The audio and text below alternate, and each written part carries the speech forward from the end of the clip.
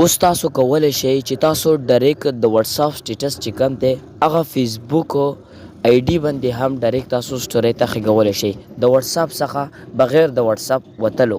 نو ګورئ دا د واتساپ یو نوی اپډیټ دی. څنګه به یې زیاتوئ د ټولو اول خو تاسو راځئ کروم ته چې ورشو نو ګورئ د ټولو اول به تاسو دلته کې په خپل موبایل ته موبایل سکرین ته راشئ. دلته کې به تاسو ته ښکاري کروم چې کله تاسو په کروم بټن باندې کلیک واخلئ APKMMS دا به تاسو سرچ کړئ نو ګورئ بیا تاسو ته دغه ښکاري. تاسو به سمپلي په دې باندې کلیک واخلئ. کله چې تاسو په دې باندې کلیک واخیستلو تاسو ته واتساپ ښکاري. په واتساپ بټن باندې به ډایرکټ کلیک واخلئ او ګورئ تاسو به د دې څخه چې کوم دی دغه اپډیټ کړئ یعنی په ډاونلوډ بټن باندې چې کلیک واخلئ نو تاسو به ډایرکټ د دې څخه چې کوم دی دغه واتساپ تاسو اپډیټ کولی شئ. نو ډېرې په اسانه طریقې سره تاسو دغه واتساپ اپډیټ کو. زه ګورئ دلته کې اوس راځم خپل واتساپ ته بیک. نو ګورئ زه به د دې موبایل سکرین نه وځم.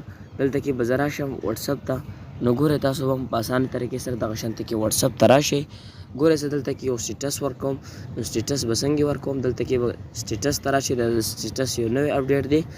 دلته نه به تاسو په کیمرې بټن باندې کلیک واخلئ او دلته نه به یو پکچر لکه څنګه چې ما یو دغه پکچر ویستلو زه دغه یو پکچر ورکول غواړم یا زه دلته کې نورې ما سره پکچر شته چې زه دا ورکول غواړم نو زه به دغه شانته کې دغه پکچر چې کوم دی دا ورسینډ کوم. نو دا ورسینډ شو. اوس دلته کې تاسو د شیر بټن ښکاري شیر ټو فیسبوک سټوري دا هم شته.